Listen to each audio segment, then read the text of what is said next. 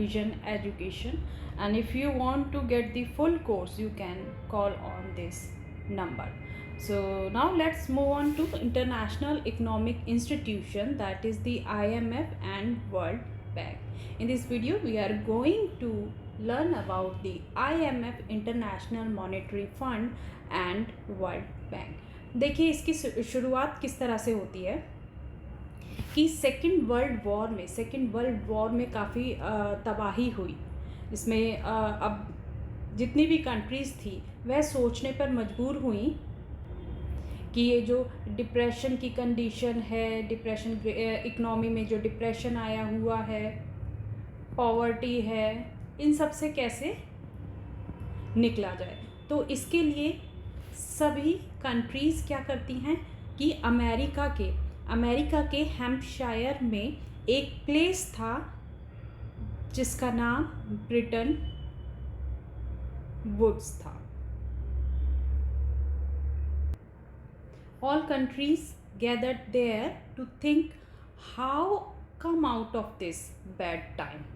तो यहाँ पर सब इकट्ठी होती हैं सारी कंट्रीज़, और इन कंट्रीज़ के बीच में एक एग्रीमेंट होता है which is called the Bretton Woods Agreement in 1944. 1944 में इन कंट्रीज़ के बीच में एक एग्रीमेंट होता है जिसे ब्रिटन वुड एग्रीमेंट कहते हैं। इस एग्रीमेंट में दे हैव डिसाइडेड कि एट लीस्ट 2 इस तरह के इंस्टीट्यूशन हों जो कि वर्ल्ड में जो ट्रेड है, उस जो ग्लोबली जितना ट्रेड किया जा रहा है, इस ट्रेड में कैसे भी करके कॉपरेशन की सिचुएशन आए। तो यहाँ पर ये लोग डिसाइड करते हैं कि एक तो IBRD और एक IMF को स्टेब्लिश करेंगे। IBRD को जनरली वर्ल्ड बैंक ही कहा जाता है क्योंकि IBRD वर्ल्ड बैंक के ही सारे काम करता है। तो यहाँ पर ये डिसाइड करती हैं कंट्रीज़ कि एक तो IBRD और एक IMF, इंटरनेशनल मॉनेटरी फंड को एस्टेब्लिश किया जाएगा। That is why they both the institutions are called the twin institution. इसी वजह से IBRD एंड IMF को ट्विन इंस्टीट्यूशन कहा जाता है। First we will see the IMF, that is the International Monetary Fund. International Monetary Fund was established in 27 December 1945, but इसने अपनी functioning जो स्टार्ट की वो 1 अप्रैल 1947 से करी।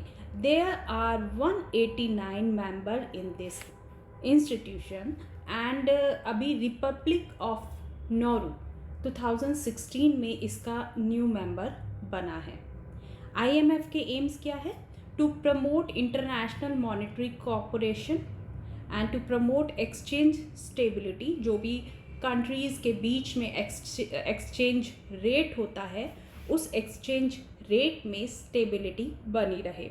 टू रिमूव पॉवर्टी, अगर कोई कंट्री है उसमें पॉवर्टी से जूझ रही है तो IMF भी कंट्रीब्यूट करता है सो दैट पॉवर्टी रिमूव हो सके। And eliminating the adverse balance of payment POP। अगर किसी कंट्री का बैलेंस ऑफ पेमेंट अनफेवरेबल है तो इस कंडीशन में हेल्प करता है IMF। जैसे 1991 में IMF ने इंडिया की हेल्प की थी जब इंडिया का बैलेंस ऑफ पेमेंट अनफेवरेबल या एडवर्स हो गया था। And it provides the loan. ये 2 तरह के लोन प्रोवाइड करता है, that is the concessional loan and the non concessional loan. देखिए ये concessional loan and non concessional में क्या है कि नॉन कंसेशनल लोन पर जैसे BOP अनफेवरेबल हो गया किसी कंट्री का तो उसको वो IMF लोन प्रोवाइड करता है जिस पे कुछ इंटरेस्ट चार्ज करता है। बट अगर किसी कंट्री से पॉवर्टी रिमूव करनी है, इलनेस रिमूव करनी है, तो यहाँ पर वो कंसेशनल लोन प्रोवाइड करेगा कंट्री को, जिसमें वो इंटरेस्ट चार्ज नहीं करेगा। IMF की रिपोर्ट्स की बात करें तो IMF की रिपोर्ट है world economic outlook and the Global financial stability report. And IMF के जितने भी लोन्स होते हैं वो शॉर्ट टर्म्स लोन होते हैं, short term loan. And long term जो वर्ल्ड बैंक है, world bank long term loan provide करती है। हमेशा IMF short term loan provide करेगी। इसके बाद स्ट्रक्चर देखते हैं IMF का। तो IMF के स्ट्रक्चर में सबसे ऊपर या सबसे टॉप में जो बोर्ड होता है उसे बोर्ड ऑफ गवर्नर या गवर्नर काउंसिल कहते हैं। जो सबसे टॉप अथॉरिटी होगी वो गवर्नर काउंसिल या बोर्ड ऑफ गवर्नर होगी। इसके नीचे एक एग्जीक्यूटिव बोर्ड होता है। गवर्नर काउंसिलिंग के नीचे गवर्नर काउंसिल के नीचे एक एग्जीक्यूटिव बोर्ड होगा। एंड गवर्नर काउंसिल की हेल्प के लिए दो इंस्टीट्यूशन होंगे। This is the international monetary and finance committee and the development committee. ये दोनों ही इंस्टीट्यूशन जो हैं ये IMF को हेल्प करेंगे, जो गवर्नर काउंसिल है, बोर्ड ऑफ गवर्नर्स हैं, उनको हेल्प करेंगे।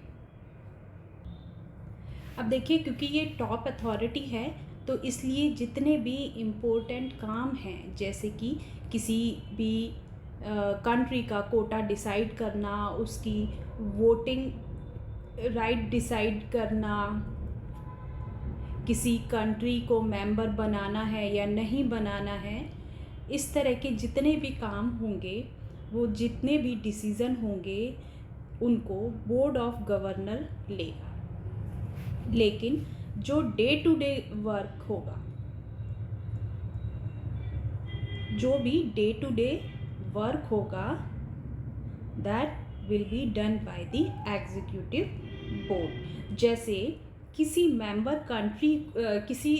कंट्री को मेंबर बनाना है या नहीं बनाना है, उसको रिकमेंड करने का काम एग्जीक्यूटिव बोर्ड करेगा। किसको रिकमेंड करेगा? बोर्ड ऑफ गवर्नर्स को।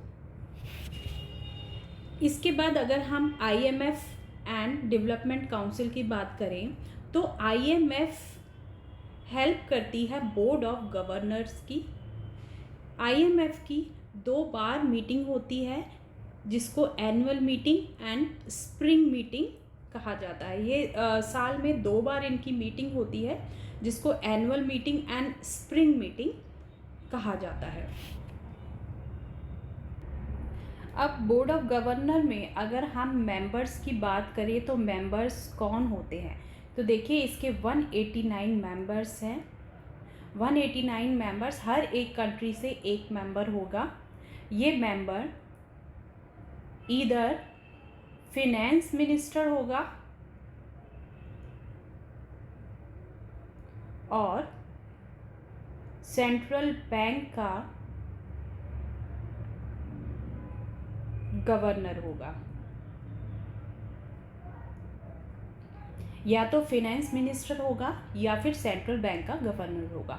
सपोज इंडिया को अगर रिप्रेजेंट करना है IMF में बोर्ड ऑफ गवर्नर में, तो इंडिया से या तो फिनेंस मिनिस्टर जाएंगे बोर्ड ऑफ गवर्नर में, या फिर जो RBI है, RBI के गवर्नर जाएंगे। इसी तरह से हर एक कंट्री के या तो फिनेंस मिनिस्टर होते हैं या फिर जो भी उनका सेंट्रल बैंक है, उस सेंट्रल बैंक के गवर्नर्स होते हैं। और अगर एग्जीक्यूटिव बोर्ड की बात करें तो एग्जीक्यूटिव बोर्ड के जो 189 मेंबर्स हैं उनको 24 पार्ट्स में डिवाइड किया जाता है। एंड इसमें 24 पार्ट्स होते हैं। 189 को डिवाइड किया जाता है 24 कैटेगरीज में। Now I am talking about IMFC। अगर हम IMFC की बात करें तो यह फाइनेंशियल कोई भी एडवाइस है, फाइनेंशियल एडवाइस करने में एडवाइस करता है। इसमें टोटल 24 मेंबर्स होते हैं एंड इसकी 2 टाइम मीटिंग होती है, spring meeting and annual meeting. और ये जो मीटिंग होती है ये वर्ल्ड बैंक की प्रेजेंस में होती है, यानी इसकी मीटिंग में वर्ल्ड बैंक हमेशा प्रेजेंट होता है। अगर कोई मेंबर कंट्री IMF में मेंबर है तो वर्ल्ड बैंक का मेंबर वो खुद ही हो जाएगी। यानी IMF के मेंबर होने के लिए आपको वर्ल्ड बैंक का मेंबर होना ज़रूरी होगा, वर्ल्ड बैंक के मेंबर होने के लिए आपको IMF का मेंबर होना ज़रूरी है। और यहाँ हर एक मेंबर का कोटा एंड वोट फिक्स होता है, quota and vote is fix. अगर हम IMF की करेंसी की बात करें तो यह जो IMF की करेंसी है इसे SDR कहा जाता है, स्पेशल ड्राइंग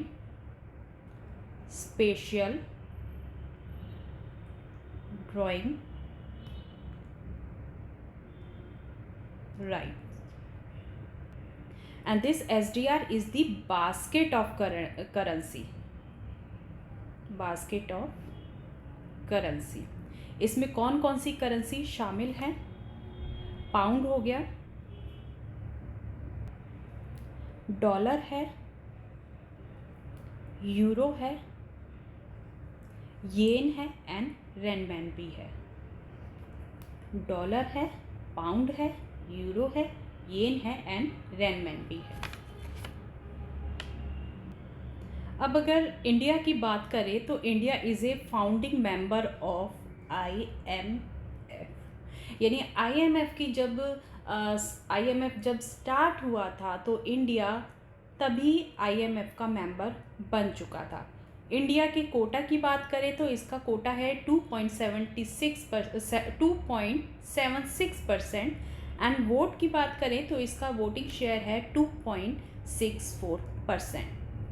8th रैंकिंग है इंडिया की IMF में। तो फर्स्ट 7 रैंकिंग कंट्रीज़ कौन सी हैं? These are the America, Japan, China, Germany, France, Britain, Italy, and 8th is India. So here we have completed the topic IMF. Now we are moving to the World Bank. Actually World Bank अपने आप में कोई ऐसा कोई bank नहीं है। It is a group of 5 institutions. World Bank ये 5 institutions का एक ग्रुप है and these institutions are International Bank for Reconstruction and Development that is IBRD, International Centre for Settlement of Investment Disputes that is ICSID, Multilateral Investment Guarantee Agency that is MIGA, MIGA, and International Finance Corporation IFC, International Development Association IDA, International Bank for Reconstruction and Development IBRD. Actually this is the IBRD which is working as a World Bank. World bank के सारे काम IBRD करता है, जैसे कि loan provide करना जो कि लॉन्ग टर्म है, लॉन्ग टर्म। एंड IBRD 1944 में एस्टेब्लिश हुआ था but it was working from 1946 and 189 members हैं। इसका एम क्या है या इसका फंक्शन क्या है? Work as a World Bank and it provides the long term loans to the country. Now see the International Development Association. International Development Association 24 सितंबर 1960 में establish हुई, but it is working from the 1946 and member countries is 173 and it is called the soft loan window. IDA को soft loan window भी कहा जाता है. इसलिए कहा जाता है कि ये बहुत मिनिमम रेट में बहुत मिनिमम इंटरेस्ट पर लाइक 0.7% इंटरेस्ट पे 20 या 25 साल के लिए लोन प्रोवाइड करती है. इसलिए इसे सॉफ्ट लोन विंडो कहा जाता है एंड काफ़ी सारे एग्जामिनेशन में सॉफ्ट लोन विंडो भी पूछा जाता है. Now see the multilateral Investment Guarantee agency MIGA. It was established in 1988 and member countries are 181 and ये क्या काम करता है? Multilateral Investment Guarantee agency. देखिए, कोई भी कंट्री है, उस कंट्री में अगर जब FDI आता है तो फॉरेन डायरेक्ट इन्वेस्टमेंट अगर आता है तो इसको इंश्योरेंस प्रोवाइड करती है against the political risk. Suppose अगर बाहर की कंट्री ने इंडिया में कोई भी FDI लेकर आई और यहाँ पर गवर्नमेंट चेंज हो गई, गवर्नमेंट के कुछ पॉलिसीज़ चेंज हो गई, कुछ गवर्नमेंट की पॉलिसीज़ उस FDI के अगेंस्ट में चली गई, तो इस वक्त MIGA उस FDI को प्रोटेक्ट करेगा थ्रू इंश्योरेंस. उसको इंश्योर्ड करेगा, उसको इंश्योरेंस इस रिस्क के लिए प्रोवाइड करेगा. An International Finance Corporation IFC, it was established in 1956. 184 is the member countries and it provides loan to private investors. Private investors क्या होते हैं? Suppose अंबानी जी को कुछ लोन चाहिए, काफ़ी ज़्यादा लोन चाहिए, तो